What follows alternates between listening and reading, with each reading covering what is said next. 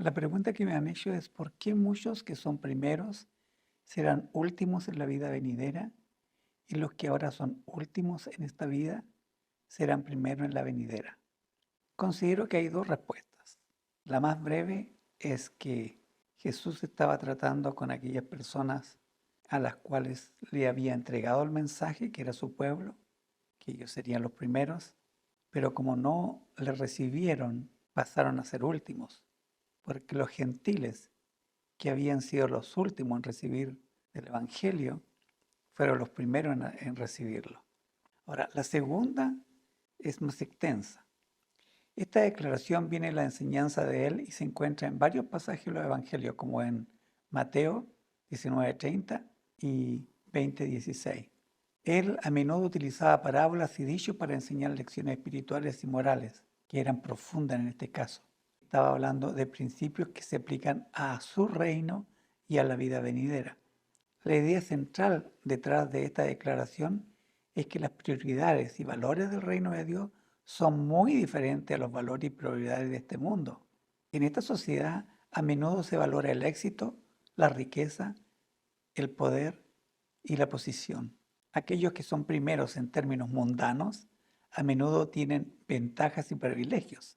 Sin embargo, en el reino de Dios es otro el valor, como la humildad, la justicia, el servicio a Él y el amor hacia Dios y hacia los demás.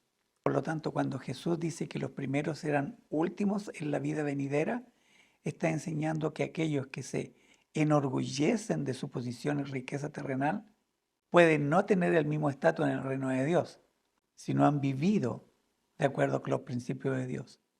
Por el contrario, aquellos que son últimos o humildes en esta vida, pero han vivido en rectitud y obediencia a Dios, pueden ser primero en la vida venidera. Lo que importa en última instancia es cómo vivimos de acuerdo con los valores de Dios y cómo amamos y servimos a los demás.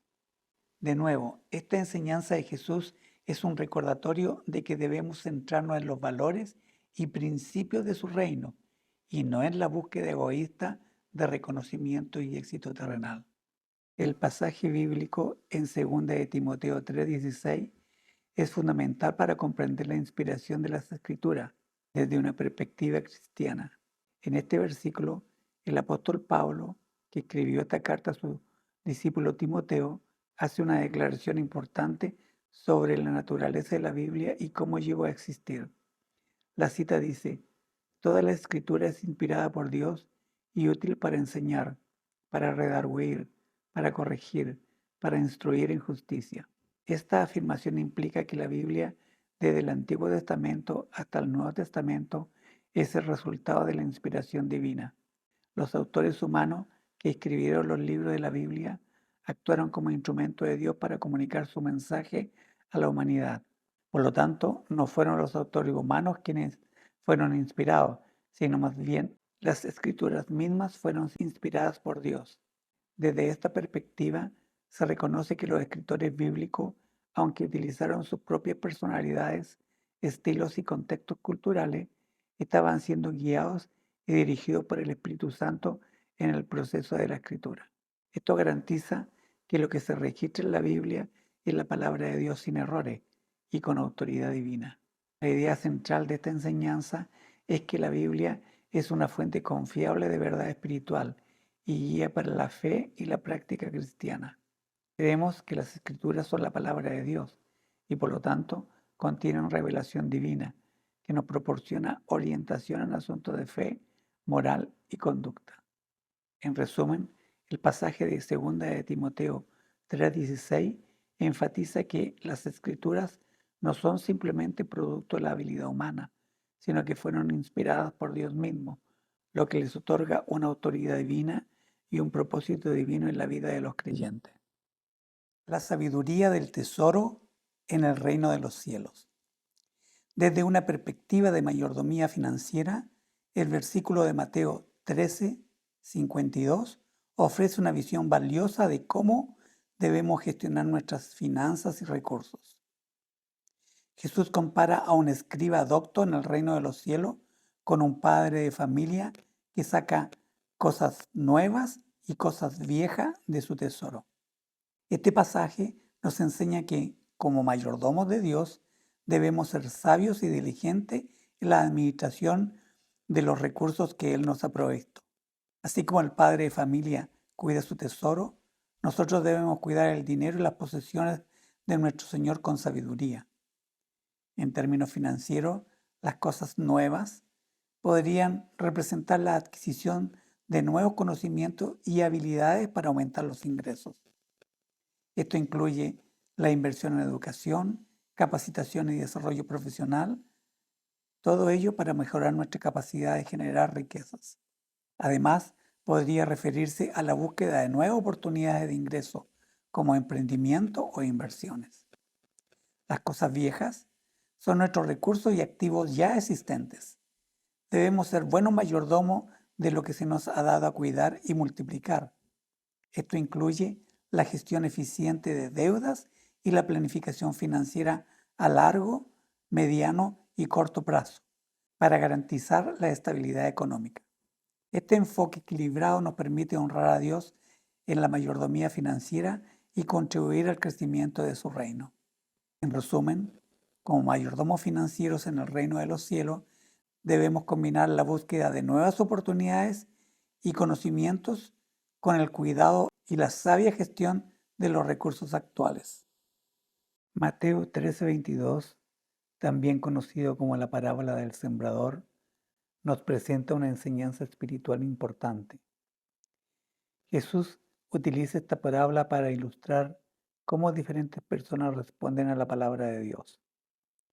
En el caso de el que fue sembrado entre espinos, representa a aquellos que escuchan la palabra de Dios, pero su corazón está lleno de las preocupaciones y deseos de este mundo, especialmente relacionadas con las riquezas materiales.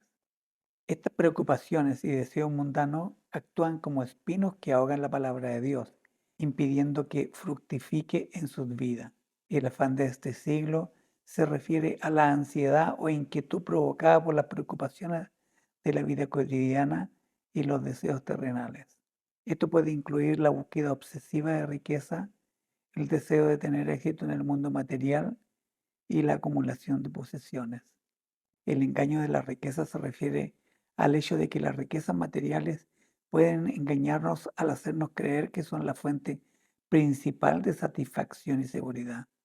Esto puede llevar a la prioridad de las riquezas sobre la relación con Dios y la obediencia a su palabra. El afán excesivo por la riqueza y el enfoque exclusivo de los deseos mundanos pueden obstaculizar nuestra relación con Dios y evitar que su palabra fructifique en nuestra vida. Nos llama a examinar nuestras prioridades y asegurarnos de que la búsqueda de la riqueza no ahogue la palabra de Dios en nuestros corazones. En resumen, este pasaje nos advierte sobre la importancia de mantener un equilibrio adecuado en nuestra vida espiritual y financiera. ¿Sabías que en la mayordomía bíblica se reconoce que todos los recursos, incluido el dinero, provienen de Dios y que los individuos son considerados solo administradores o mayordomos de estos recursos, en lugar de propietarios absolutos? En este enfoque se enfatiza la importancia de administrar los recursos del Señor de manera responsable y ética, siguiendo obviamente los principios y valores que se encuentran en las enseñanzas de la Biblia. Algunos de los principios clave de la mayordomía bíblica en la finanza incluyen: 1. La importancia de dar. Su palabra enfatiza la generosidad y el dar a los realmente necesitados. Se anima a las personas a compartir cada recurso con su prójimo. 2. Evitar la codicia y el amor al dinero.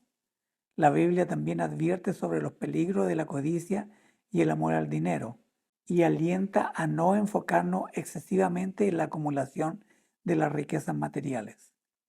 3. Administración sabia. La Biblia promueve la administración sabia de los recursos financieros, incluyendo la planificación y el ahorro para el futuro. 4. Honestidad y justicia. La integridad y la honestidad en todo asunto financiero son valores importantes en la mayordomía bíblica. Y 5. Confiar en Dios. La mayordomía bíblica implica confiar en Él en asuntos financieros y buscar siempre su dirección en la toma de decisiones.